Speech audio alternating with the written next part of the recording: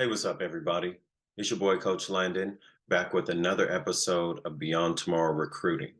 On today's episode, we're going to talk to Justus Jackson-Fobbs. Really interesting story, how he got from high school to college and played through injuries, had some other things come up, and it's just a really cool story. So, you know what we do with the intro? We're going to jump in these questions.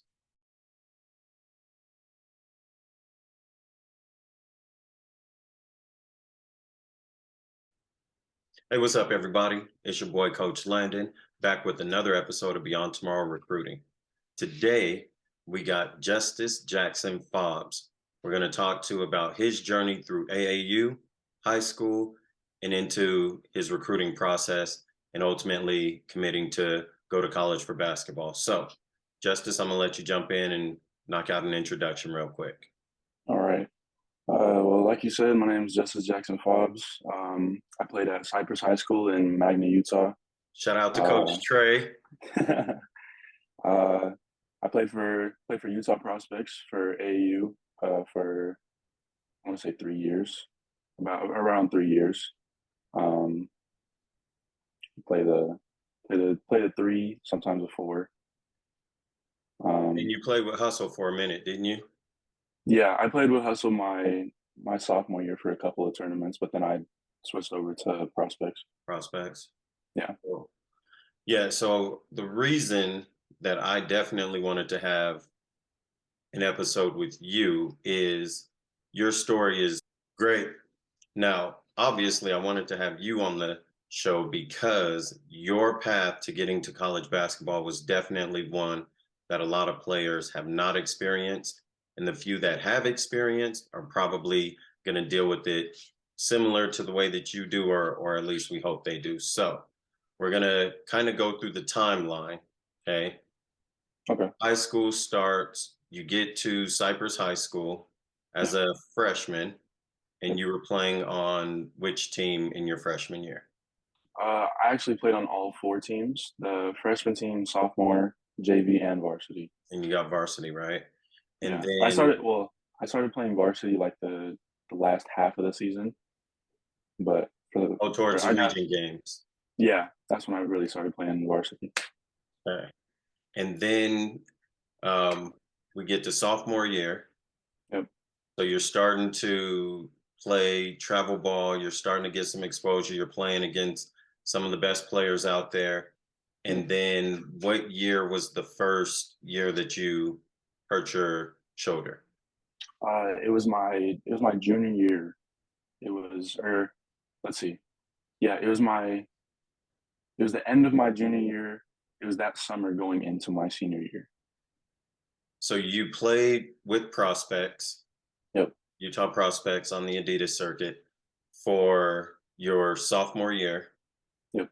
Junior year, you were on the team. It was what a lot of people were considering potentially one of the best AAU teams in the country. You got hurt. Obviously, you weren't able to play. They had to, replace the roster spot. And then talk about that summer. So the summer after your junior year, leading into the senior year, Mhm.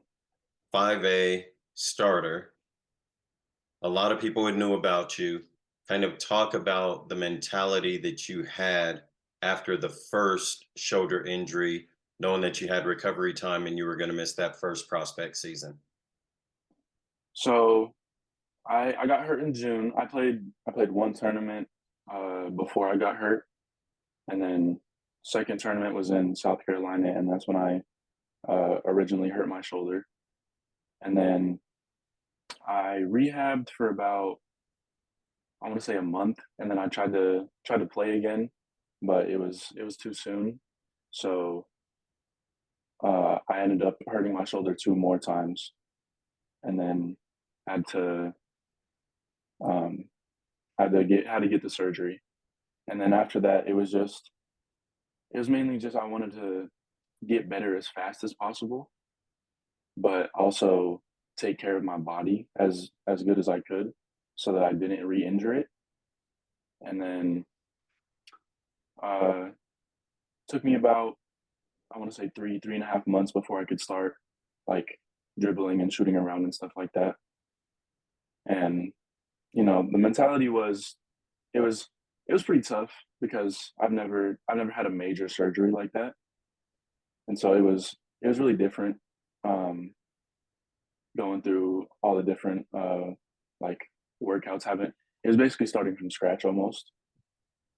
So it was pretty tough, especially not it was tough physically, but it was definitely a lot more challenging mentally, just because I know that my team, uh, Utah Prospects and Cypress, could use me, like utilize me the best that they could. So it was really difficult, but well, here we are today. So you actually said something really good in that. You said like your body, listening to your body, rehabbing your body, um, not wanting to go too soon, but even though mentally you were telling yourself like, "Oh, I want to play, I want to play, I want to get on the court." So we're going to touch on that just a little bit. So we have a lot of younger athletes, freshmen, rising freshmen, all the way through guys that'll be class of 24s. What advice would you give a younger athlete right now watching this video as far as listening to your body, taking care of your body, not trying to come back from injuries, whether they're minor injuries like a sprained ankle or a sprained wrist, or a major injury, ACL tears and MCLs and shoulders and things like that? What advice would you have for guys or girls watching this Mhm. video as far as taking care of their bodies and not trying to come back from injury before they're ready?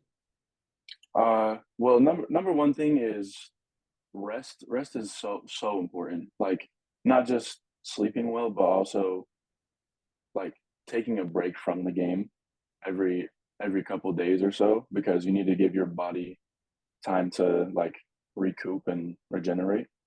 And so I'd say that's probably the biggest thing is you don't want to push yourself too, or I don't want to say that, but um let's see, how do I want to word this? Don't don't go so hard to where you burn out, because when you burn out, it's not fun at all. That's what happened to me my freshman year. I was constantly playing. I was going to the rec center by my house. I played on all four teams, double practices almost every day. And it was a lot. So I'd say number one thing is rest. And then second thing is uh, injuries aren't gonna last forever as long as you do the right thing. You just want to have that mindset like, okay, let me get better right now. And then once I get back into it, then you basically gotta flip a switch. Like once you get back, once you get back from your injury, then you gotta, what's the word I'm looking for? You just gotta turn it on. Like there's no time to waste, Mhm. especially in my case, like since I was injured for so long, like the recovery time was 6 months. Um, you know, once you can get back into it, then get back into it, basically. Yeah, yeah, definitely. When it's time to go, you got to go. Exactly.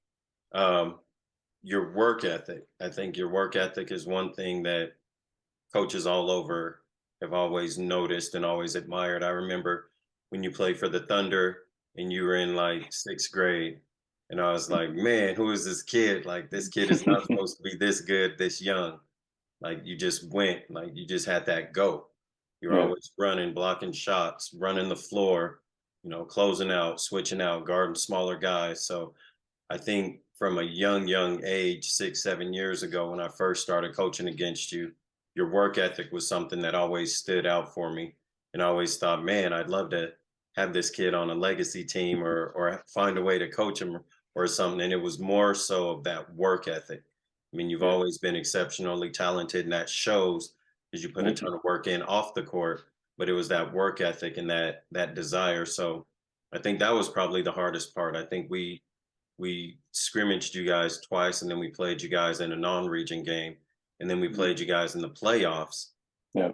4 times in 6 months, and you were out for every game, and so, that was part Yeah. of my regrets as a coach. I was like, "All right, senior year, Imma get to see him on the court and throw a double team at him and see if he can catch a body in the game or something," and then, that recovery time, like you said, that 6 months took up a good chunk of that senior year.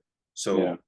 for and I know we keep talking about the injury. For the people watching, kind of explain to them what happened to your shoulder. So it was, when was it? I think it was April of 2022 is when I first dislocated my shoulder. I went up for I caught a lob because we were practicing in South Carolina the day before we had games, and so we were just going through plays, and then my teammate threw me a lob, and I went up to dunk it. Routine dunk. That's what I do. But I didn't. I don't know what. I don't think I jumped high enough or something like that. But then went up to dunk and I pinned the ball on the rim, and then my shoulder popped out of place, and then it came out. It dislocated two more times between then and when I got my first surgery in June of that year, and then I recovered, went through the 6 months rehab and stuff like that, and then came back came back to play my senior year, and then uh, it was a region game. I it was another dunk. I went up to dunk and pinned the ball in the rim again. It came out, and uh, then we were playing RSL Academy, and I was playing pretty good that game, but it was towards the end of the game. I blocked the shot and it came out again, and that's when I knew like I have to get another surgery. So we ended up having that done this past February, and I was out for the rest of the playoffs. So you go through senior year. You played a handful of games. Obviously, as a senior, the goal is to move on to that next level. Kind of give a little bit of insight on what your mentality was when you were cleared to play, knowing that you didn't have a ton of film from senior year, Mhm. but you have a ton of potential. Okay. So at this point, what is the mentality? Is the mentality like I've got to get in the lab every day I can? Is the mentality I got to get some film? Is the mentality I'm just going to push the film from the few games I was able to play in? Is the mentality like I have to end up at a 4-year school? I'm going to go where I'm wanted? Like, kind of talk about after the surgery, you missed the state playoffs, Mhm. and I really was hoping you were in that game because I really wanted you in that game. For the record, my high school lost to his high school in the state Yeah. playoffs, second round. Okay. Um, so kind of talk about senior year, season's ending up. We finished our season and well, you guys went deep. You guys went to the final four. So your season didn't end until the beginning of March. Yeah. Ours ended in February. So we're in March, high school season's over. Now we're looking at signing day doesn't happen until June. So now we're going through March, April, May, June. Kind of tell the people watching what your mentality is as you go through that 4 month stretch with the Mhm. hope to move on and keep playing after high school. So I actually got my first JUCO offer December of 2022. So uh, beginning of the season of my senior year, we were playing in California when I got my first offer, and then um, after let's see, after I got hurt my second time and or not hurt my second time, my second surgery, I kind of I basically knew that I wasn't gonna go. I knew I wasn't gonna be able to go to a 4-year school unless it was like a D3 or something like that. But I didn't want to pay for school or anything like that. So I knew that JUCO was probably gonna be the best route for me, just so I could, you know, since I got two surgeries. I'm a little bit behind, like a little bit behind the curve. So I think I my mentality was JUCO is probably going to be the best route for me because I can use that year or two to develop even more into the player that I know I can be. And the school that I committed to, actually, Western Wyoming Community College, they didn't reach out to me till I want to say like late March to early, no, early, not early, mid April. So Okay. they were one of the last schools that I actually talked to, and then kept talking to the coach. I sent him some film that I had from the this past season, and um, it kind of just clicked. Like we kind of just yeah, we kind of just clicked, and I think it's going to be a good spot for me just because Coach Souza is a really good coach.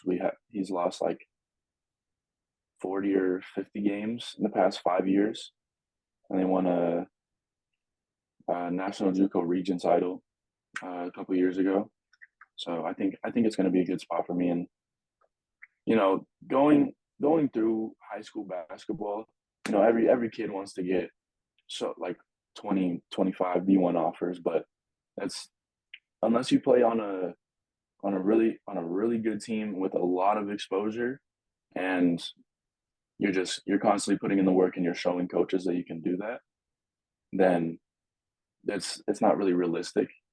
And so going into my senior year, I was kind of stressing because I want to play college basketball, like that's my dream, but I didn't have any offers at the time, and I was only talking to a couple of schools, but they didn't seem like too interested in me to where they were going to offer me. So when that first offer finally came, it was kind of a it was like a shower of relief. Like I can finally go play college basketball. Like I just want to make sure it's the right team. Mhm. Yeah, And finding that right fit is super important. A lot of definitely. kids get so excited that they got one offer that they're just like, all right, this is the only school that offered me, I'm going to commit. And it may not be the best fit as far as skill wise, coaching wise, experience, location. Um, obviously at your height, what are you, 6'6", 6'7" now? Yeah, So in Utah, you're a post player for sure at the next yeah, level.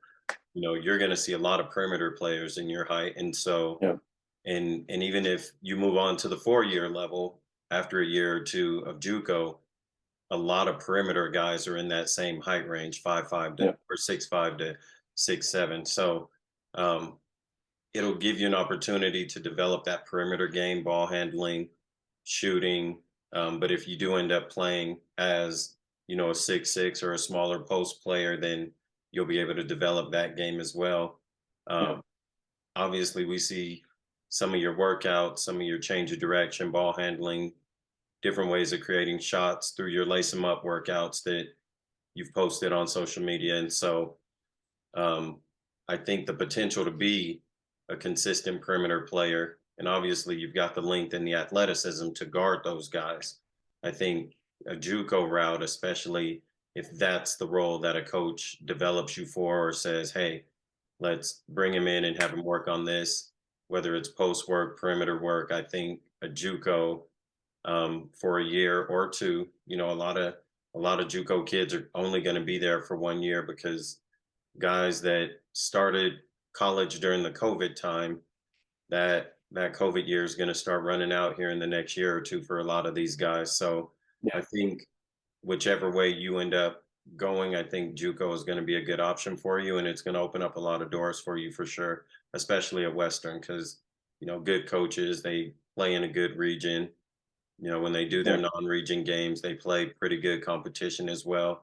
I know Westerns came over and played Region 18 schools. They played Snow and they played Slick and they played some of those other schools. So I think it's a good look for you, man. I think it's a good move and I'm super excited for you. I hope you guys come thank you. back to the Jamboree and Western usually comes to the jamboree and they bring the women's and men's team. So I'm hoping you guys come back for the jamboree so I can come out and watch you and celebrate Yeah, and support I you for think sure. I gotta look at our schedule, but I think we do play in a jamboree here. I don't know if it's I can't remember if it's here or not, but I know we play in a jamboree for sure, like preseason. Yeah, most of them Yeah, are preseason or yeah, those Christmas tournaments, Thanksgiving tournaments. When I yeah. was at Colorado Northwestern, we went to tournaments in Wyoming. We went to Casper and we did some other stuff in Wyoming. So, yeah, I Okay. wouldn't be surprised if you guys are. So, yeah, right now this is the time I like to call the fourth quarter. So I just kind of open it up to the guests and let you guys drop some knowledge on the young guys and let you be an old head for a minute and kind of give some advice and some words of wisdom to the younger guys coming up that might be watching this video. So I'll go ahead and open it up and you can kind of give them whatever you want. Yeah. Um, biggest biggest piece of advice that I have is don't don't get too down on yourself. Don't be so hard on yourself because at the end of the day, you're all that you have. Like you don't like yeah, you have family and friends that support you and stuff like that, but um like you're all you have. You're the one that's going out there day in, day out hooping for however long. And that was probably my biggest struggle with not even just with high school, but my whole life. Like I've always been a perfectionist. So if I don't do something right, then I get mad, I get frustrated. But over time, it's gotten better, and I know that making mistakes is just a part of it. Like you're gonna make mistakes. We're human. Everybody makes mistakes. And uh, another thing would be don't don't get discouraged by injuries because, like I said earlier, they don't last forever. You'll just make sure that you take care of your body. That's the biggest thing because you only get one. You don't get multiple bodies. So there you have it. So what's the status of the shoulder now going into your freshman season? Right now I'm able to shoot. I'm able to do a bunch of um like workouts because like you said, I've been posting some workouts on my Instagram story. Um, I'm at the I think I'm about 3.5 months into my rehab. So it's just now it's really about building up strength and you know stretching out the shoulder every day, doing my at home rehab workouts, and just making sure that it stays solid this time, so that I don't have to go through what I've been through already Mhm. because it's not fun at all. Yeah. Have you been cleared for contact drills or workouts yet? Uh, I think I can do like contact drills, but I can't play. I can't like play full contact games, Gotcha. and that won't be till middle end of August. Okay. Yeah, But you'll be clear when, you can be in practice and getting up and down the court, getting your cardio in, getting shots yeah, when the preseason starts. yeah. Nice. Well, yeah, man, I appreciate it. Definitely appreciate you sharing your experience, talking to some of the young players and kind of giving them that motivation to work through some of those injuries and not get too discouraged when things don't go their way. So I really appreciate you taking time, man. Well, thank you. Definitely. All right, let's stay in touch. All right, for sure. All right, man. Take care. You too.